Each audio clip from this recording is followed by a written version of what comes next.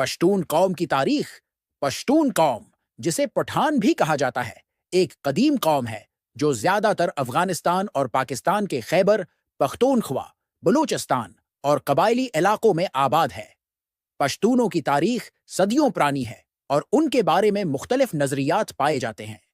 ایک معروف روایت کے مطابق پشتون قوم کا تعلق حضرت اسحاق علیہ السلام کی نسل سے ہے، اور یہ قیس عبد الرشید کو اپنا جد امجد مانتے ہیں، جنہوں نے اسلام قبول کیا تھا۔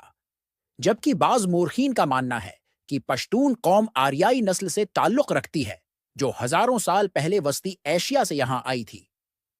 پشتونوں کی زبان پشتو ہے، جو ایک قدیم زبان مانی جاتی ہے اور اسے اقوام متحدہ کی طرف سے دنیا کی اہم زبانوں میں شمار کیا جاتا ہے۔